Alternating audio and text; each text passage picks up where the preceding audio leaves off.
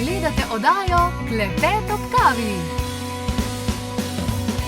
Danes je Valentinovo. Ja, in seveda v naši oddaji nenehno poudarjamo, da torej namesto, da obdarujete druge, dajte začeti pri sebi, torej dajte sebi privoščiti kaj dobrega, recimo sprehodi v naravi, izkoriste sonce, namreč vitamin D, ki ga dobimo od sonca, vpliva zelo pozitivno na nas zaradi seveda hormona sreče, poleg tega tudi preprečuje depresijo, pa anksioznost, tako da veliko ven v naravo izkoristiti sonce, pejte na kakšno masažo, pejte na kakšen dober kosil in seveda ne pozabite, tudi na naši spletni strani Klepet ob kavi imamo za vas Valentinov paket za vse tiste, ki pa vseeno ne morete iz svoje kože, da svoji boljši polovici ne bi podarili kaj lepega. No, kaj pa ima pravzaprav Valentinovo zaljubljenost in pa sreča veze, pa bova danes pregovorili z našo intuitivno terapevtko, z nami bo Anita Reher. Anita, živjo, lepo pozdravljena. Zdravo. Torej, da začneva na začetku, ne? Srečno Valentinovo najprej, ne? Povej, si na ta dan kaj bolj srečna, se počutiš bolj ljubljeno in a je sploh kakšna povezava med srečo in ljubeznijo po tvojem? Ja, definitivno je povezava. Valentinovo je dejansko en taki dan, ki smo si ga mi prinesli sem iz bolj razvitih držav. Je pa dejansko to povezano z ljubeznijo, takrat se bolj obdarujemo, osrečujemo drug drugega in kot si sama že zelo lepo povedala, dostikrat pozabimo nase.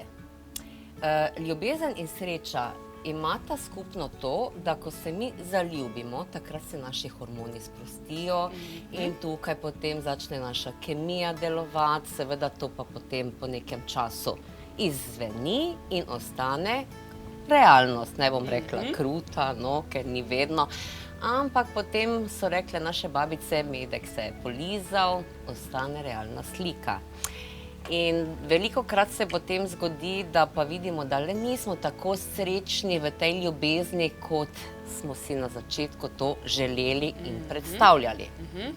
In kaj pravzaprav, recimo, ti svetuješ torej ljudem, ki pridejo k tebi, recimo, po pomoč, ne?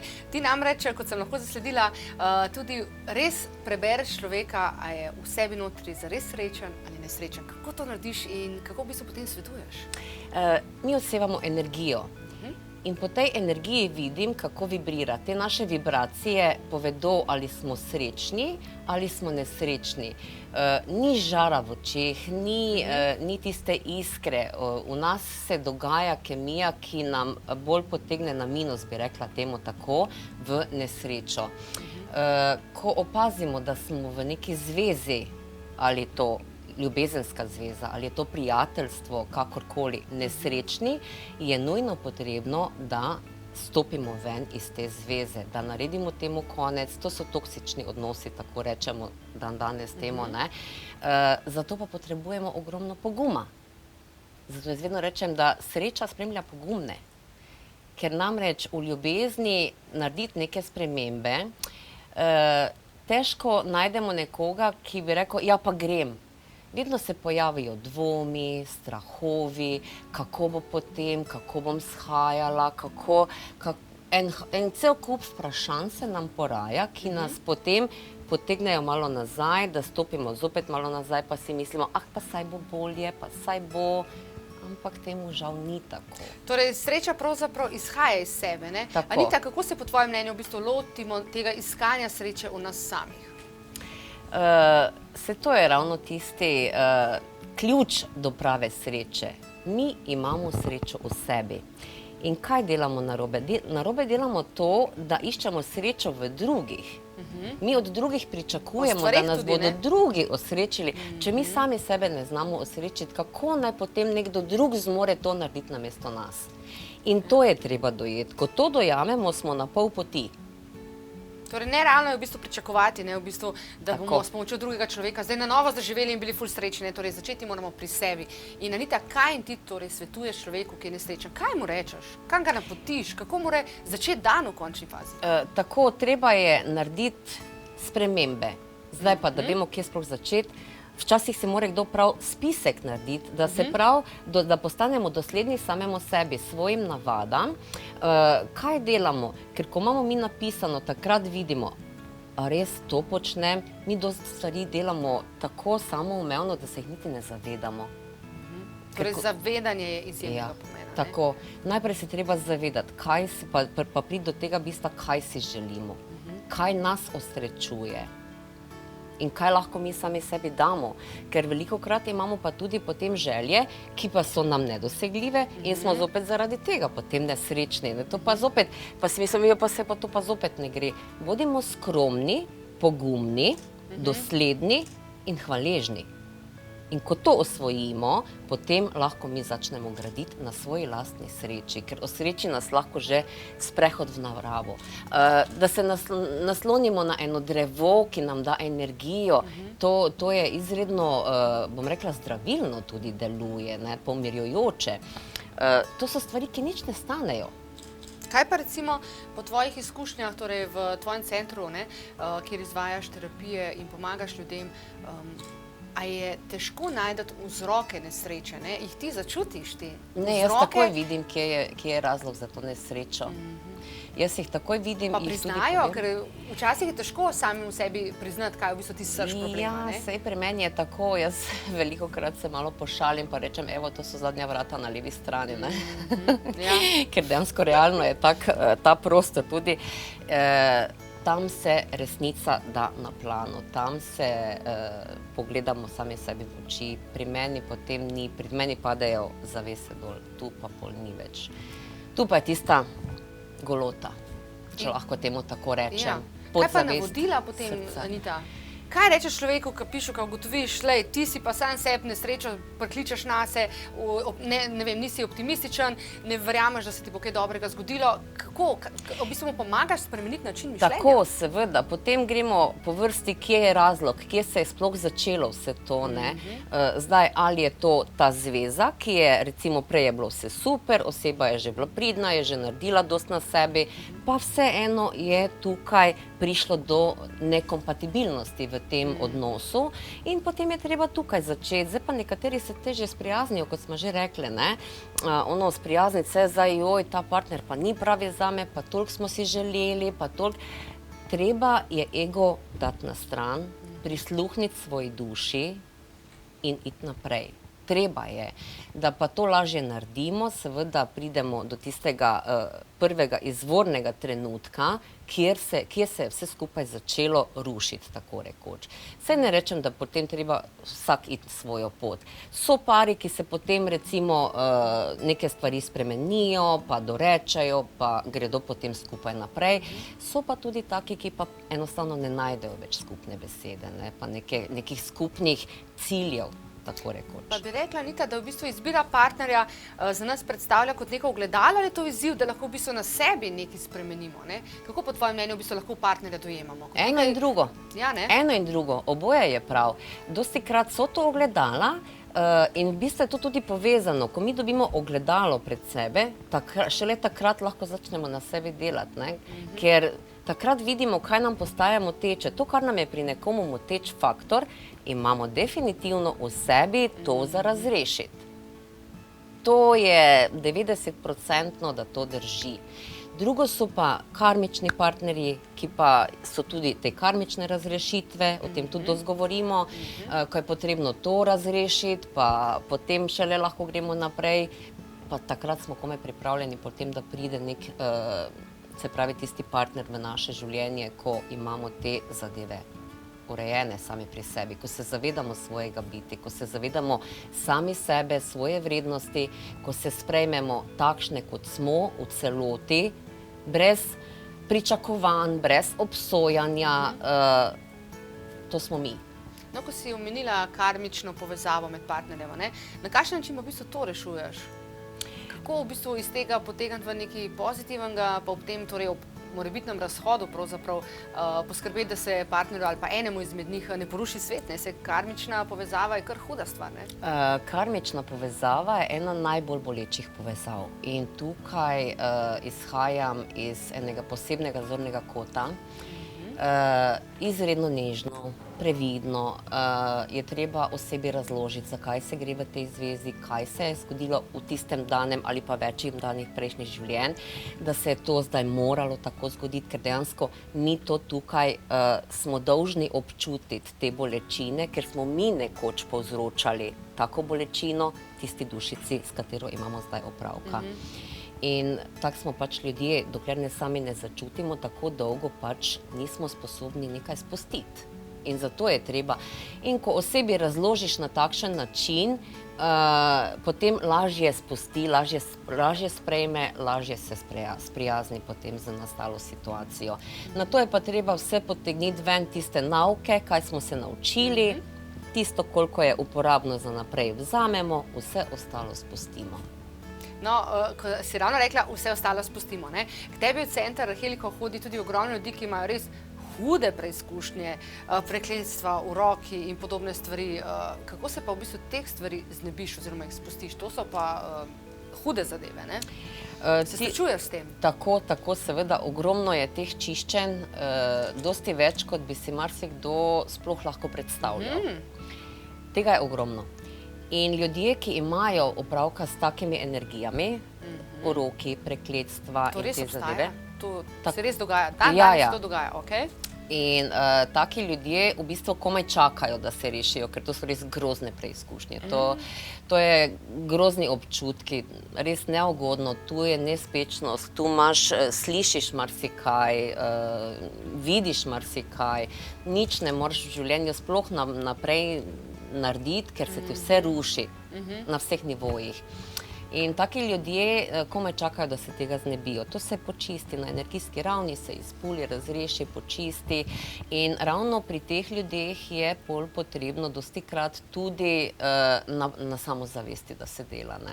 Tako da v bistvu vse, kar mi v življenju delamo, vse, kar počnemo tukaj na tem planetu, mi smo prišli sem zaradi tega, da dvigujemo svojo zavest, da rastemo. Ampak zato je potrebno ogromno poguma. Ko smo ravno pri pogumu, kako pa v bistvu se človek, ki recimo ima neko prekletstvo, neko rok, oziroma se nasplošno slabo počuti in ve, da nekaj ni v redu z njim, torej mora zbrati pogum, recimo, da se obrne po pomoč. Si predstavljam, da verjetno veliko ljudi potrebuje pomoč, pa sploh ne ve, da jo oziroma nima poguma. Kaj bi recimo takim lahko sporočili? Kakšno sporočilo bi jim lahko dali? Te zadeve začnejo delovati po nekem določenem času in so vedno bolj agresivne. Od začetka ljudje doživljajo tukaj strah in odlašajo. Potem pa jih že vse skupaj tako daleč privede, da že, ko je zadeva dovolj zrela, takrat definitivno potrkajo na vrata. No, ko smo ravno pri trkanju na vrata, vi imate seveda za vaše, torej za ljudi, ki potrebujejo pomoč, ki se soočajo s takšnimi in drugačnimi izzivi, da lahko temu tako rečemo z eno besedo, organizirate tudi posebno predavanje. Kaj mi lahko poveste o tem predavanju? Kdaj, kje, kako, zakaj? Vse me zanima. Tako, predavanje se bo odvijalo 13. marca v Mariboru. Naslov predavanja je Svet nevidnega. To je dušni svet, ki je fizičnim očem neviden in si marsikdo še dan danes zatiska oči. Pred temi zadevami je pa, bom rekla, ogromno ljudi pa že pripravljenih slišati, prisluhniti tem razlagam. Zato sem se odločila, da to tudi v tem našem koncu v Mariboru, ker zdaj sem samo v Ljubljani imela, tudi v Mariboru prirejam to predavanje, kjer bomo govorili o teh raznih drugih bitij, zakaj pridemo sem, kaj je tukaj namen tega, kako je to, ko duša potuje skozi svetlobo, ko zapusti fizično telo. Prijave na to predavanje pa lahko uredijo na telefonski številki 041 260 102. Torej, tam se lahko tudi prijavijo? Tako, tam se prijavijo, pa obvezna je prijava, ker je število mest omejeno. Bodo lahko morda na tem mestu, torej na tem predavanju, verjetno seveda boste vi glavna, ki boste razlagali in seveda jim delila svoje znanje in izkušnje, pa vseeno bodo lahko morda tudi kaj vprašali, povedali za kakšen svoj primer, boste lahko to reševali? Ja, seveda, absolutno. Na mojih predavanjih je tako, da mi sodelujemo med sabo. To ni, da bi jaz samo govorila, ampak tudi drugi povedo, vsak lahko pove svojo izkušnjo, ki jo je imel, je zelo dobrodošlo. S tem se stkajo ene posebne energije, ko tudi drugi vidijo, wow, pa vidiš, nisem jaz edini, ko imam s tem opravka, pa so drugi tudi, ker nekje vseeno to je ena taka tabu tema še, bom rekla, ne. Ljudje še vseeno ne upajo dovolj odprto govoriti o tem, ker ne vedo, ali jih bo zdaj sosed za neumnega, ali bo rekel, ja, pa meni se pa to tudi dogaja, ne. Tako da ja, seveda tu so take tematike, tudi peljemo dušo v svetlobo, ker nikoli nismo čisto sami na tem predavanju, vedno še kakšne prijatelje nevidne pripeljemo zraven.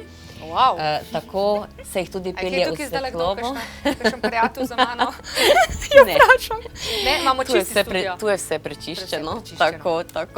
Super, toliko da vem, zdaj ne vem, ker malo srce začel biti. Povejte, kaj pa recimo, ko smo ravno pri teh dušah in prijateljih, v narekovaj, pa verjetno so to dobre duše, ne? Ste imeli v svoji praksi že kaj takega, da ste rekla, jaz se tega ne grem več, ali pa tole je pa prehudo zame. Se je res že kaj tako, obstajajo pravzaprav na tem svetu, recimo, to so stvari, ker ne govorimo o njih, ne, in so tabu, kot ste rekla. Se dogajajo grozne stvari dan danes. Takrat, ko sem bila še zelo, zelo mlada, ne, sem imela eno soočenje s poltergeistom. V bistvu je bilo to bolj daljno soočenje, ne. V eni tam bili daljni sosedi, tam je poltergeist divjal, to je tudi bilo po časopisih, vsi novinarji so bili tam okrog, ker je to ni bilo samo, da bi jaz videla, pa še tam lastniki, ampak to so iz cele Slovenije hodili tja. In takrat je meni to bilo zanimivo. Me je pritegnilo, ampak z distanco. Sem rekla, to pa je malo... Ja, ne, že kar malo nevarno v bistvu v končni fazi. Takrat, v tistih mojih malo zrelejših najstniških letih, mi je kar to predstavljalo en taki rešpekt. Danes ne, mislim, rešpekt, jaz spoštujem seveda, ampak tudi take zadeve čistim, recimo. Pa ti lahko, a so recimo te duše, vi imate veliko izkušenj, so dobre in slabe, vam res lahko v dejanskem življenju, torej tukaj in zdaj naredijo kaj slabega, povzročajo kaj slabega, ne vem. Meni kot ne govorim recimo za ljudi, kaj opažate? Seveda, zdaj, ker sem ravno omenila, recimo jaz ko čistim, jaz sem tu zaščitena s posebnimi energijami, da mi to ne more škodovati.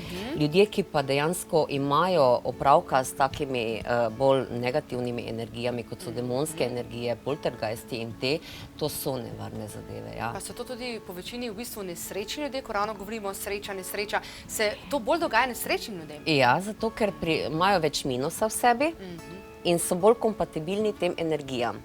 Tako da bolj ste pozitivni, manj je možnosti, da se karkoli prilepi na vaše energijsko telo ali pa da se vas prime kakšen urok ali pa kakšna druga črna magija. Zato je treba biti pozitiven in kot sem rekla, sreča spremlja pogumne. Torej sreča je tista, s katero lahko pravzaprav si postavimo marsikateri ščit okoli sebe, ne? Tako, sreča je spremljevalka ljubezni. Pa še s čim drugim, je tako, ne? Tako, ja. Odlično.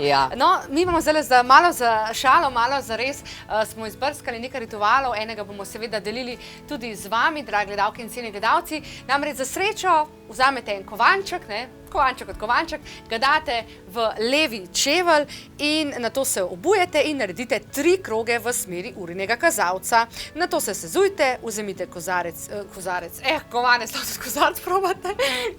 seveda vzemite torej iz čevlja in ga dajte v žep. In to naj bi vam prineslo veliko sreče. Kaj pravite na to, Anita, ste že slišali za tole vražo? Ne, to pa prvič slišim. Ampak ja, definitivno tele zadeve, ki so jih že naše babice in prababice in pradedki uporabljali, jaz verjamem, da je nekaj na tem, ker so znali zelo modro živeti. Ker če bi se mi ozirali pa živeli po tistih njihovih zapovedih, bi bilo dosti bolj drugače vse skupaj. Anita, najlepša hvala za tale čudovit pogovor in seveda, da ste nas pozvali tudi na predavanje, ki verjamem, da se bo lahko marsikomu izmed vas pravzaprav, da mu bo odprl oči in da boste predvsem dobili odgovore na vsa vaša vprašanja, zakaj morda niste tako zelo srečni, kot bi si želeli biti. In še enkrat, sreča spremlja pogumne.